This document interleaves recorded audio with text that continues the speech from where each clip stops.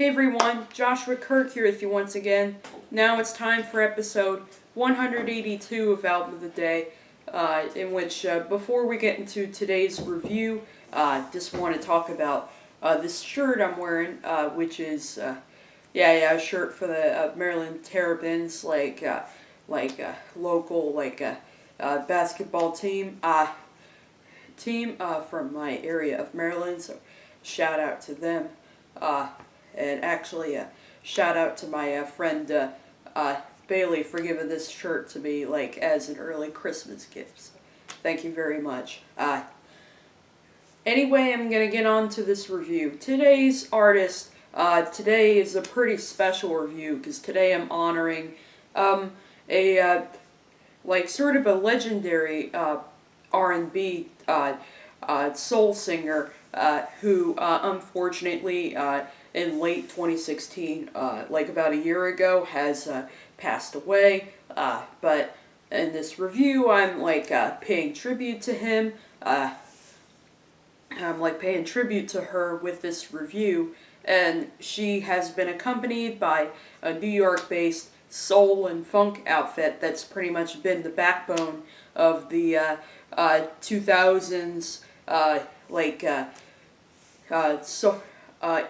indie soul revival that's sort of reliving sort of the glory days of soul music from the 50s and the 60s.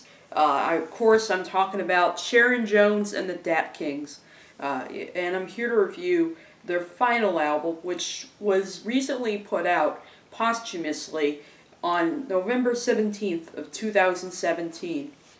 The album is called Soul of a Woman. And as you can see, I have this on vinyl. I actually we pre-ordered this from Dap-Tone Records, but we never received the album until, wasn't until November 27th when we finally got it, which, it's kind of a coincidence because on that same day, both Rolling Stone and Paste put this on their year-end list of, albums of the year. And so I was a little late coming to this album, but I'm definitely let me tell you, it was so worth the wait, because this album, while it is sad that we lost Sharon Jones, she left behind by far one of her best records to date, and it really does capture sort of the drama and the beauty of her voice that was around before she unfortunately died of pancreatic cancer. Anyway, this is the album cover. Has some shots of Sharon Jones from some live shows. And then there's the back. It's her with all the Dap-Kings. There's 11 tracks on this album. It's over 36 minutes long. So pretty short, but definitely leaves a long-lasting impression. And features backup vocals from Son and Star, who are the backing vocalists for the Dap-Kings, and they put out a solo album in 2015 called Look Closer as well. And of course produced by Gabriel Roth, aka Bosco Man.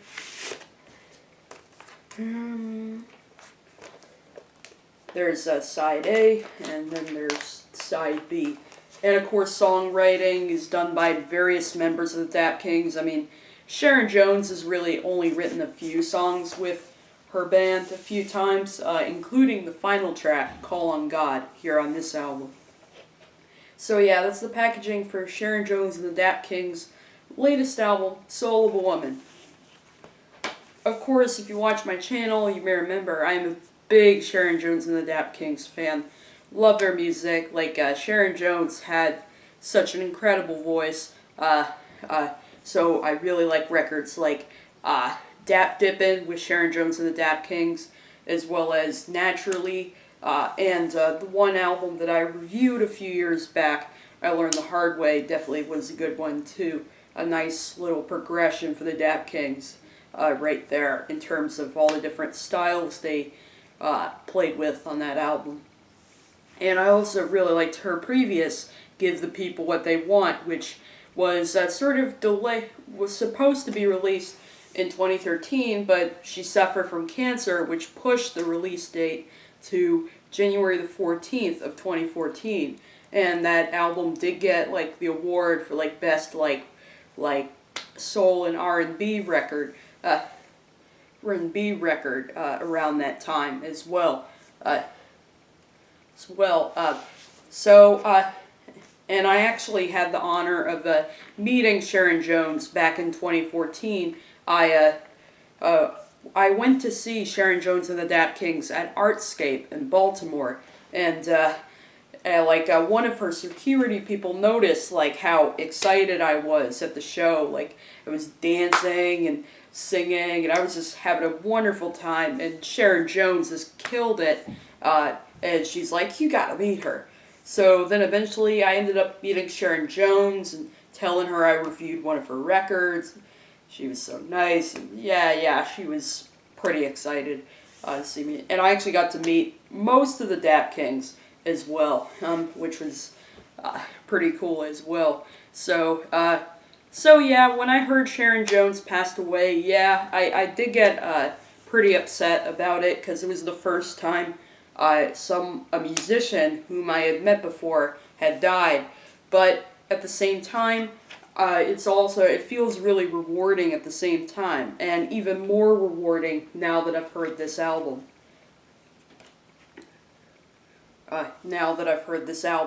So anyway, I'm just going to get on to the review and tell you more about the other tracks on it.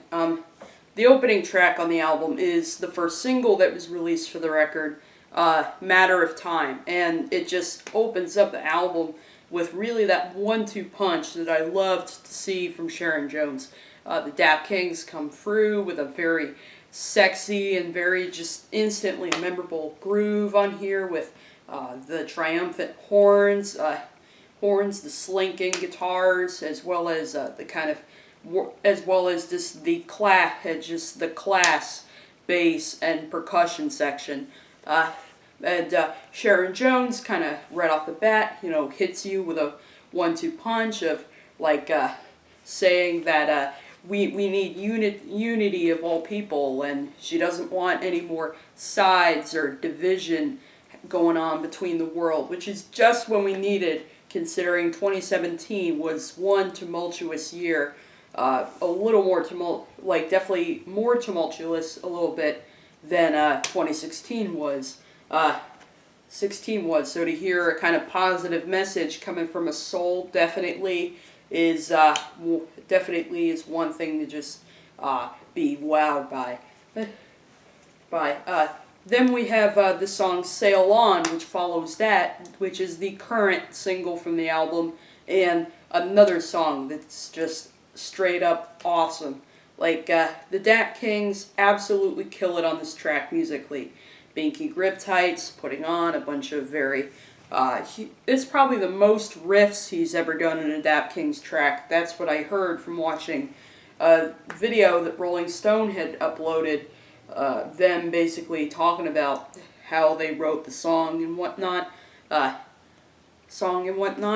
also incredible horn arrangements on this song.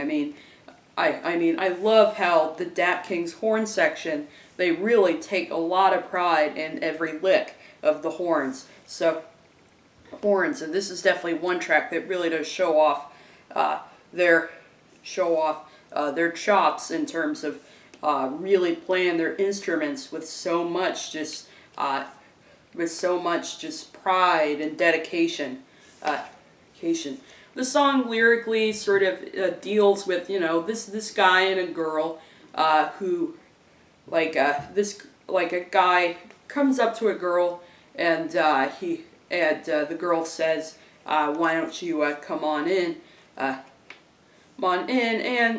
there is sort of a tough time going on. And the guy tells her to sail on, but then in the end they sort of realize their mistake, and they decide they're going to sail on together.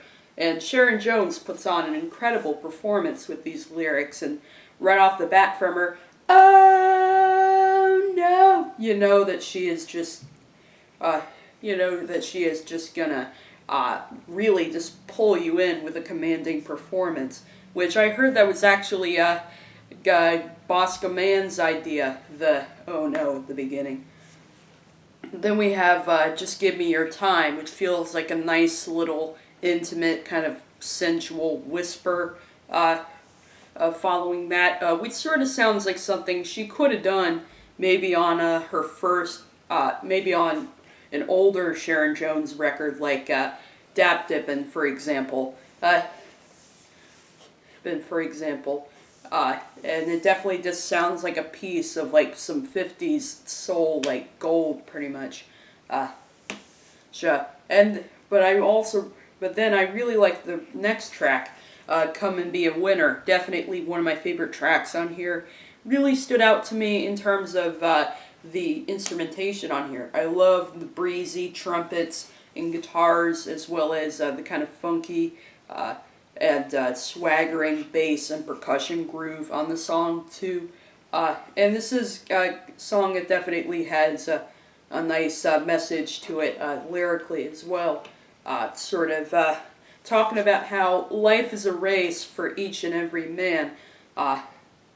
And people may try to bring you down and stuff like that, but you got to show them that you can't lose, and you're gonna come and be a winner regardless of whatever society you may live in. So I think these songs, while it's sad Sharon Jones died, I think the fact that she wrote these songs for us to enjoy a year after her death definitely does show how she had always wished for the world to be a better place, even during her final moments. And I also love the soulful backup vocals that Son and Star do on this track. Really nice. Nice. Come and be a winner. But then we have the incredibly infectious and joyful Rumors following that, which is definitely another one that really stood out to me in terms of, sure, the song is criminally short, but I really like how the song lyrically is sort of about like the narrator is hearing rumors about her loved one that maybe that he's not good for him or stuff like that. But sort of nothing really matters to her once they're alone and holding each other and whatnot. And I love how Sharon Jones stacks her own backup vocals over her lead vocal. You may think there's a backup vocalist on here, but if you listen maybe a little more closely, you'll be like, oh man, Sharon's stacking her voice. Amazing. And there's also some really cool male backup vocals over that from Kevin Keys on there. It kind of sounds reminiscent of I Learned the Hard Way, somewhat, a little bit, because of the funky horns and Fernando Velez going nuts on those congas and the kind of soulful doo-wop vocals, but definitely in the best of ways, for sure. And I love the refrain, rumors tell me that you're no good, baby. And, baby. The song Pass Me By definitely has more kind of a laid-back 60s soul sort of vibe going on. Some really nice organ playing on the track. And Binky Grip Tight definitely puts on another really cool riff on the song too. Really showing off his, while I do really like the second guitarist, Joseph Crispiano, I think it's really Binky Grip Tight who's always done some of the Dap-Kings' most memorable riffs, in my opinion. And this album really does show some of the greatest riffs that he's written, which it makes sense I'm saying that because he actually wrote this song. Because he actually wrote this song himself. It's sort of about how someone has something on their mind, but they don't really want to say that because they're conflicted about say it because she's conflicted about this person, that she once was really drawn to, but then sort of sees sort of their friendship sort of waning a little bit, and sort of deciding she's got to face the facts and just let him pass her by and go his own way, and just do what he has to do and not have to worry about someone else. Definitely very smart right there. The song "Searching for a New Day" sort of creates this character of someone who is like turning into this soul singer who's now become like kind of this huge superstar, pretty much, and mentions how with her newfound fame, she could lend a helping hand and help those in need, but yet she's still sort of searching for a new day, all the time, and just when she thinks she has everything she needs, she still finds that there's like something missing,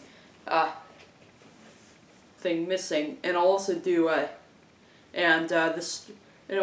really like some of the instrumentation incorporated at the end. Some really nice kind of honeyed strings on the song, as well as really cool trumpet solo at the end too. Dave Guy showing off his skills as a trumpet player, even though it does kind of fade out abruptly a little bit.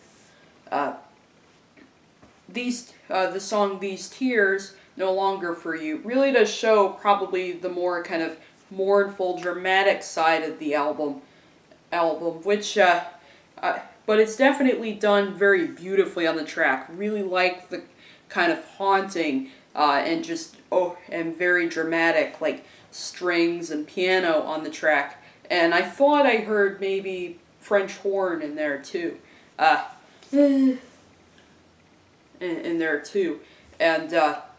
Sharon Jones really gives off like just an emotional vocal performance. But it wouldn't be her final album without a few moments that would make you like mist up a little bit, like this song, like this song. But it is at the same time also kind of her sort of being kind of optimistic too, sort of realizing how the tears that she cries are like no longer for that loved one who like kind of threw her out pretty much, and sort of realizing her mistake of like she cried away the pain and just sat there and played the fool, and then deciding not to cry anymore. Really giving the song definitely kind of a sense of heart-wrenching sort of impact. Because I know Sharon Jones definitely has a way of doing that with you, but on this song, definitely like more than ever before. More than ever before.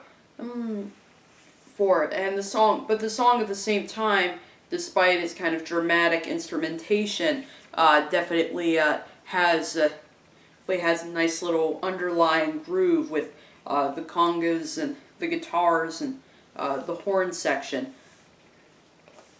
The song "When I Saw Your Face" is one that's sort of reminiscent of I find some of the last tracks on the record are sort of reminiscent of maybe something Gladys Knight would have done or something like that. Not only in terms of the very warm orchestral instrumentation, but in terms of the vocals a little bit. But Sharon Jones, of course, having her own unique voice, and it's sort of a song that's sort of a reflection of how a girl sort of reflecting on how she used to be and how this person really meant so much for him and really so much for him and really for her and did a lot of great things for her. It's sort of and she does that while sort of looking at a picture of her and sort of seeing how it isn't really the same anymore as it was back when they were younger. uh, when they were younger. And I do really like her vocal performance on here, though this is probably my least favorite track on the record. You know, not exactly a big fan of like the mixing on her voice on this track. Maybe, I wish maybe it was a little louder in the mix. When I listened to the digital version, it was a little louder in the mix, but when listening to it on vinyl, it was a little too quiet in the mix for me. So I would have changed. So I would have changed how it was mixed a little bit, though. The track has grown on me as I've seen how she really gives an emotional performance here, because she rarely gives a bad performance on here. And really overall she's rarely given like a bad performance. It's even on probably my least favorite record of hers, 100 Days, 100 Nights. Then we have the song Girl, You Gotta Forgive Him. And let me say, the last couple of tracks really do end this album with a bang, including this track, which right off the bat has some amazing, just very intense horn licks right off the bat. Some cool little like guitar sort of pedal noises in the background, and it's just this awesome jubilee full of strings and horns and timpani, some pretty dramatic piano playing on the track too. And Sharon Jones once again gives off one of her most commanding performances here, as it's sort of a song about how we all understand like if someone doesn't treat you right or something like that, but she's sort of begging the listener, if you got someone in your life who's just doing you wrong, you still gotta forgive them, because it's definitely a lot healthier for you than like blood-curdling hatred. And also I like the kind of I also love the kind of call and response backup vocals that Son and Star do on here. Sort of make this song sound really catchy, and it's definitely definitely like one of the greatest songs that I think Sharon Jones and the Dap-Kings have ever done, because it's like just so powerful, and it's good because if it's your final record and if you're on the threshold of death, you really gotta make something special here. You can't just go in and kind of do this album without any inspiration. You really gotta have some soul in it. But then this album closes out with probably one of the greatest songs Sharon Jones has ever written, the song Call on God, which is the second teaser track released from the album, released on Halloween 2017, words can barely describe how gorgeous this song is. I mean, for anyone out there who, because of these tumultuous times we're living in right now, is feeling some sort of discomfort and unease about the state of our world today and how society and stuff is going to work out, what I highly recommend is you go and listen to the song. Like, if you haven't heard it, I suggest you pause the video and go look it up, because it's just so gorgeous, and I love just the very positive message that she's evoking here on this song. Because we know how the days just fill with so much sorrow, and it can seem like there's no tomorrow, but all you have to do is call on God and He'll guide you through the whole situation. And Sharon Jones's performance really does give this that statement some great power. That it's the kind of song where if I'm having a really tough time or something like that, I can just put on this song and feel better, because it's just so inspirational, and it makes sense that this would be the final song we'd hear on the album, and one of the last pieces of music we'll ever hear from her. I heard she wrote this sometime around 2007 for like the Universal Church of God Choir, who like recorded their part like after she died, sort of posthumously recorded. So it's just so beautiful. This group of this like soul of a woman, like just singing her heart out with all these with all these living people is just awesome. And it sort of sounds like something maybe she could have done on 100 Days, 100 Nights, pretty much. With her playing piano as well as Thomas Brennick playing the guitar riff on this song. It's definitely by far my favorite track on the record because great positive message, and it's just so gorgeous to see a soul singing pretty much with the people.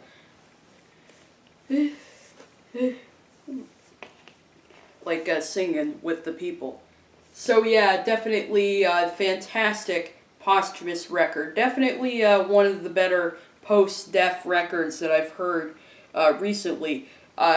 Which this isn't the first like post-death album that a Dap-Tone artist has put out. The Frighteners' debut album, Nothing More to Say. Unfortunately, their lead singer Dan Klein died like a few months before the album was released. But yet it was just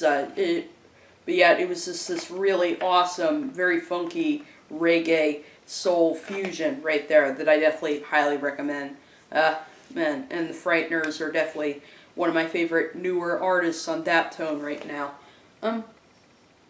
It's on Dap-Tone right now.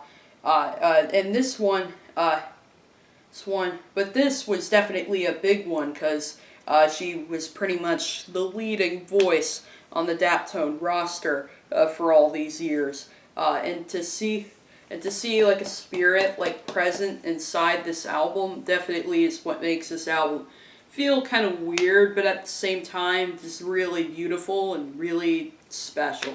So yeah, definitely a strong 8 out of 10 for this Sharon Jones album, Soul of a Woman. And this did make it onto my year-end list, kind of a last-minute sort of entry. It made it onto number 19 on my top 50 of the year. So if you want to check out the video, of course, go straight to my YouTube channel and look it up. But anyway, that's my review for Sharon Jones and the Dap-Kings' most recent record, Soul of a Woman. See you for episode 183.